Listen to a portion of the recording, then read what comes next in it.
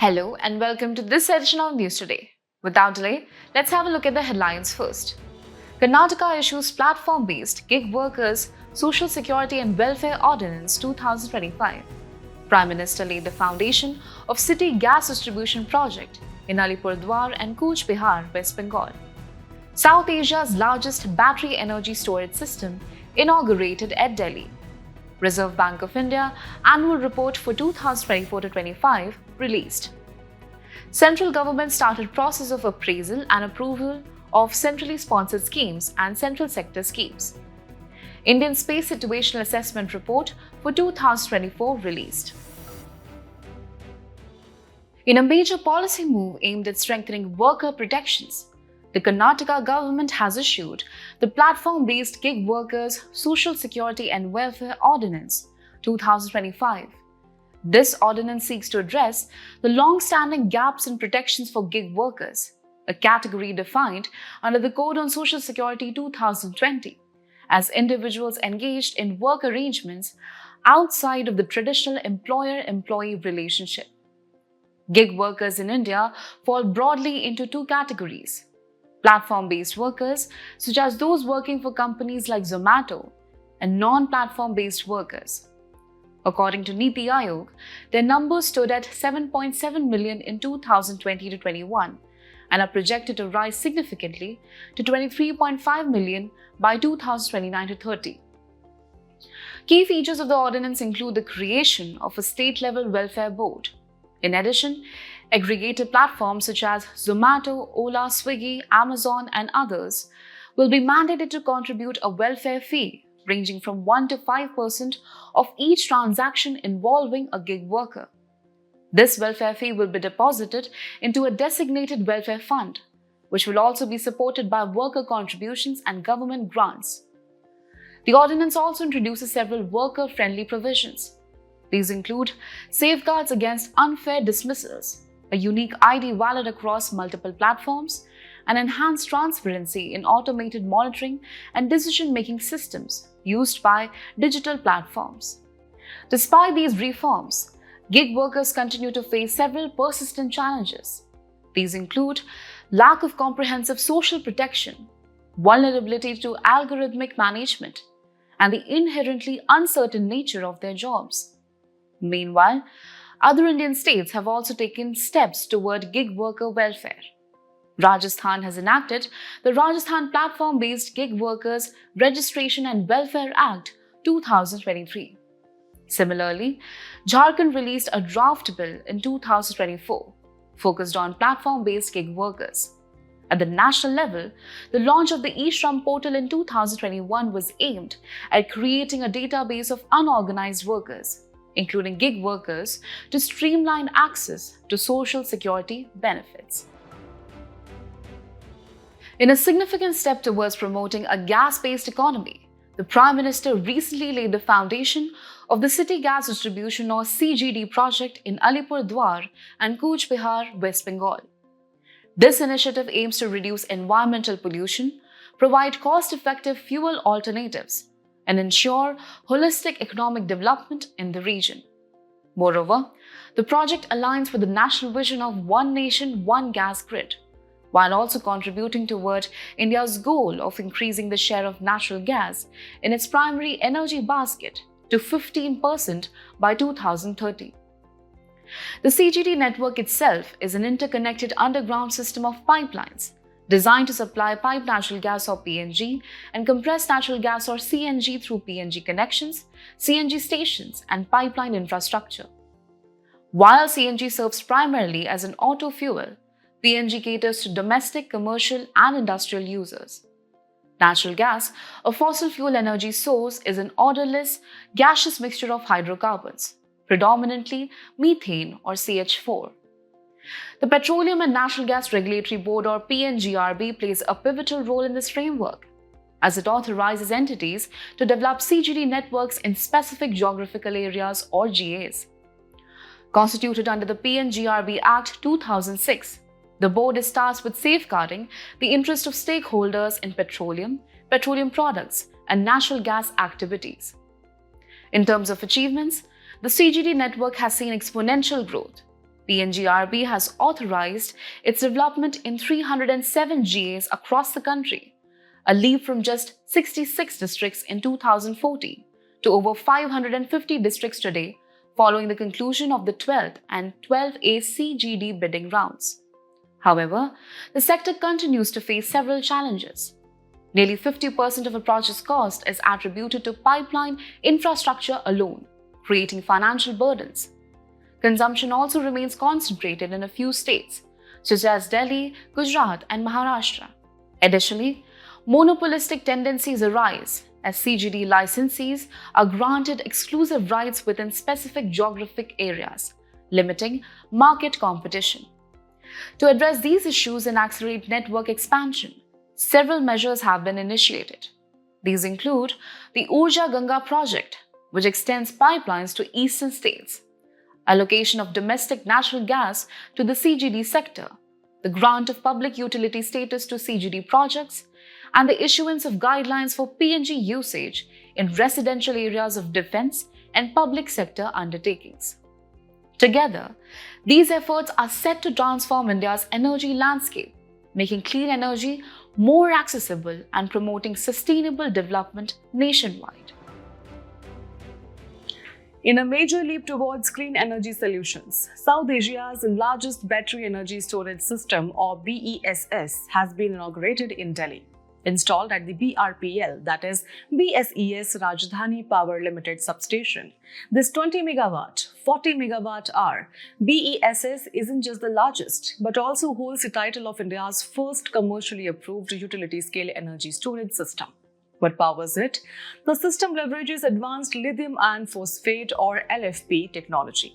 Known for its superior safety, thermal stability, and durability, this technology uses lithium metal phosphate in its cathode, unlike the more common lithium metal oxide.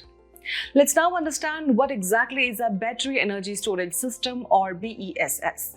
These are electrochemical energy storage systems that store electrical energy from renewable sources in the form of chemical energy to be used later, particularly during peak demand hours.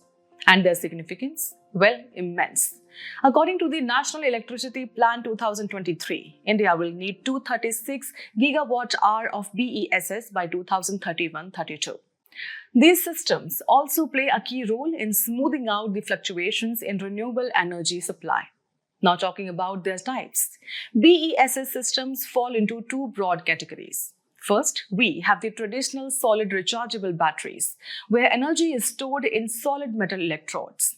Examples include lead-acid batteries with lead as the anode and lead dioxide as the cathode. Lithium-ion batteries using graphite as the anode and lithium oxide as the cathode. Zinc-air batteries where zinc is the anode and air or oxygen serves as the cathode. Sodium-sulfur, or NAS, with sodium as the anode and sulfur as the cathode. Then there's the second category, flow batteries, where energy is stored in liquid electrolytes that flow in separate tanks. Notable examples here include vanadium redox flow batteries, zinc iron flow batteries, and zinc bromine batteries. So, what else is being done to promote energy storage? Let's look at a few initiatives. The Viability Gap Funding, or VGF scheme, is supporting 13,200 megawatt-hour of BESS capacity. The National Framework for the Promotion of Energy Storage Systems 2023 has been introduced.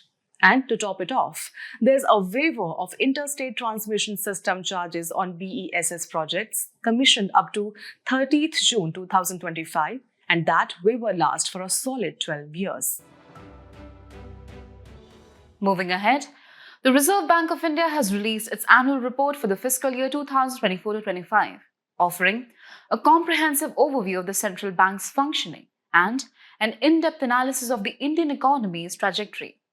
One of the report's key highlights is the increase in RBI's assets, which was primarily driven by a surge in gold reserves, domestic investments, and foreign investments. In line with this, the RBI's income rose by 22.77%. While its expenditure saw a relatively modest increase of 7.76%.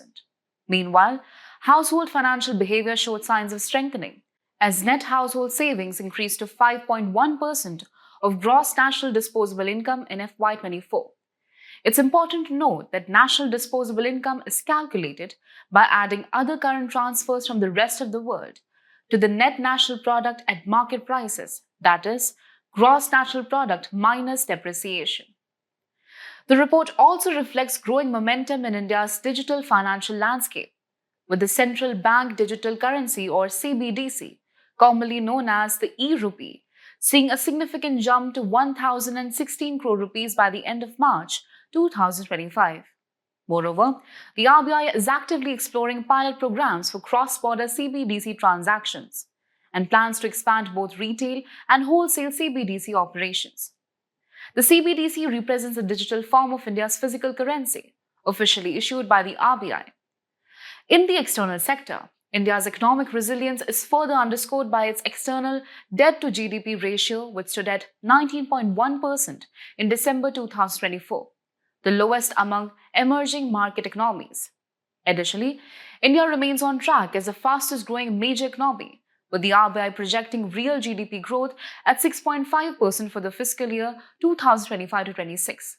On the inflation front, the outlook is cautiously optimistic, as headline inflation is expected to ease and gradually align with the RBI's target range in the upcoming fiscal year 2025-26.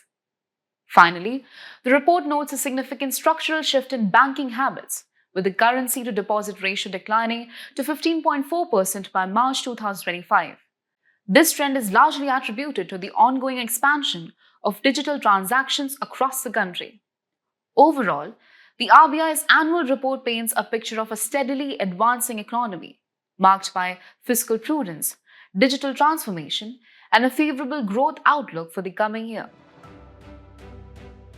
Moving on, the central government has initiated the process of appraisal and approval for the centrally sponsored schemes and the central sector schemes, aiming for their continuation over the next 5 years. Now, what does this mean?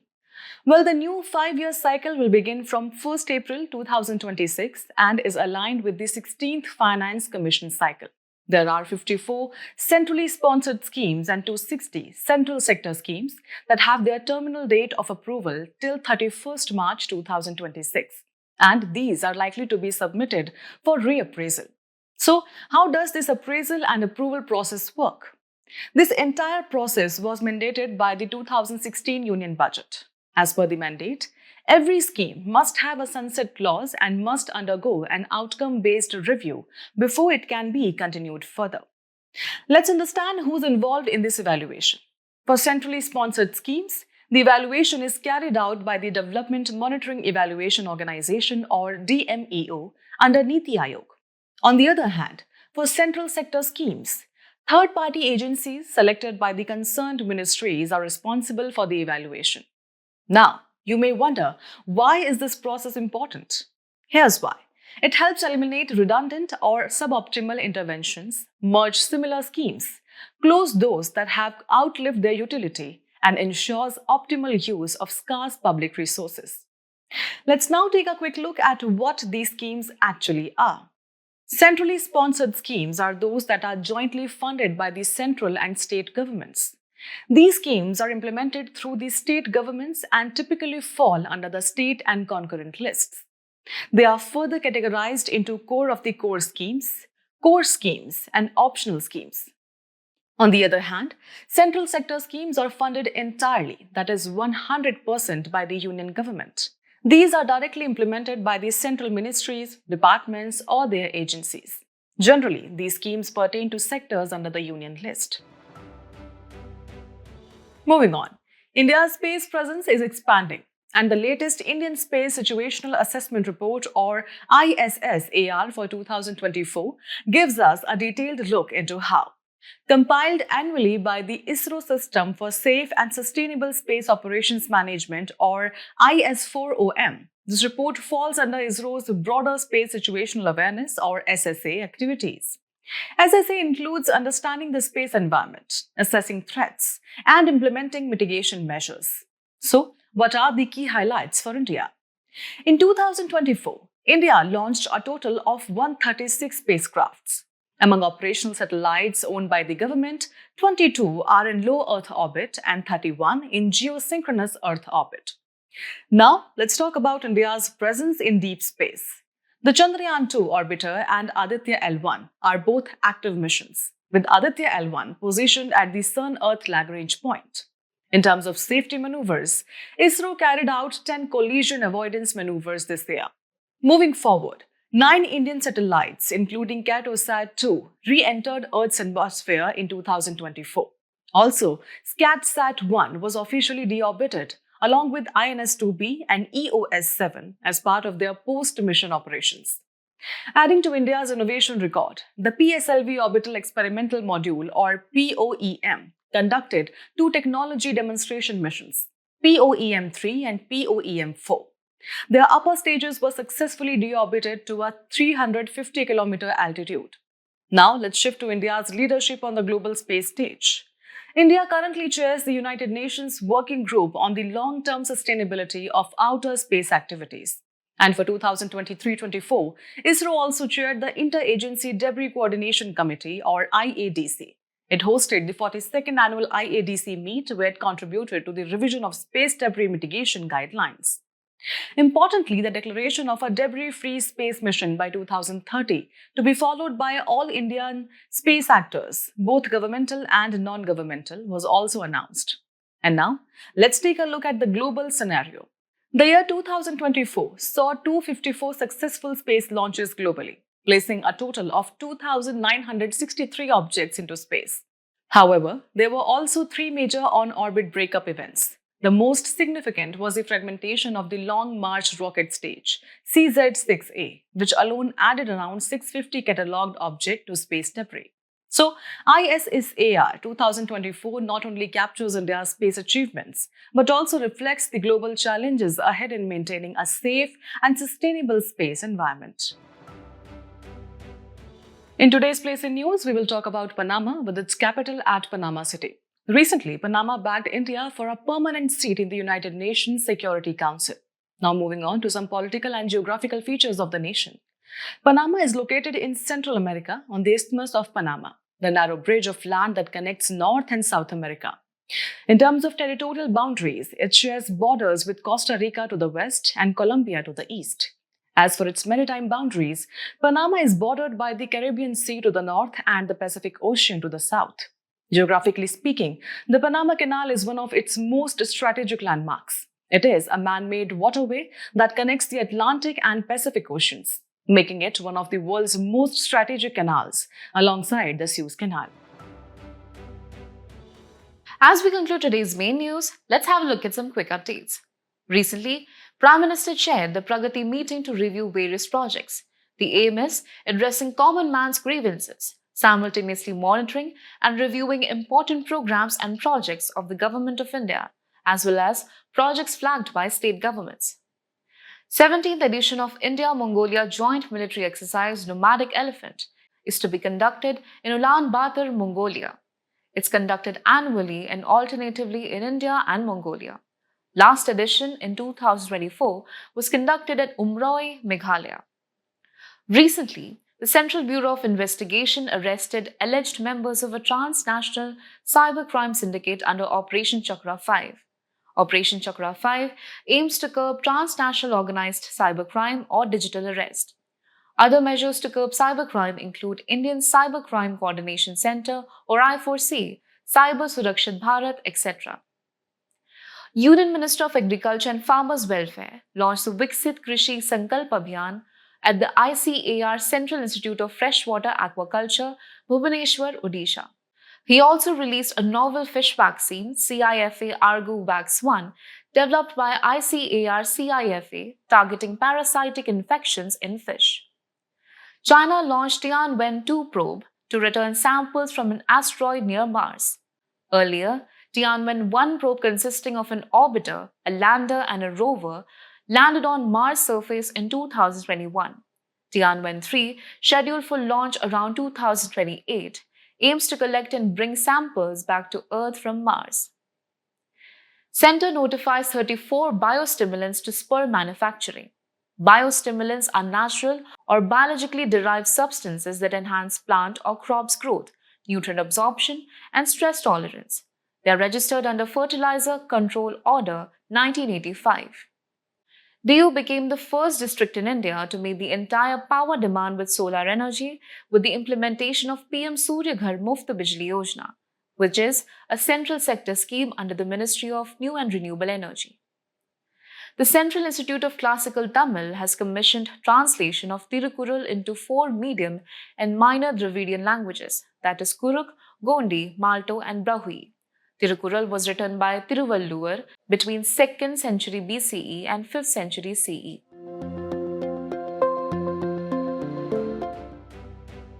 Before we sign off, let's challenge your understanding in today's installment of Test Your Learning.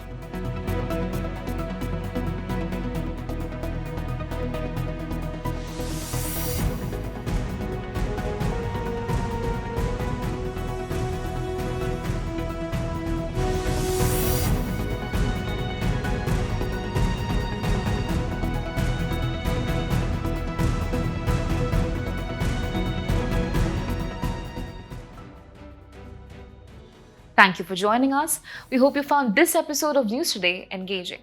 For the solutions to the quiz and to access the PDF version of News Today, remember to visit the provided links in the description.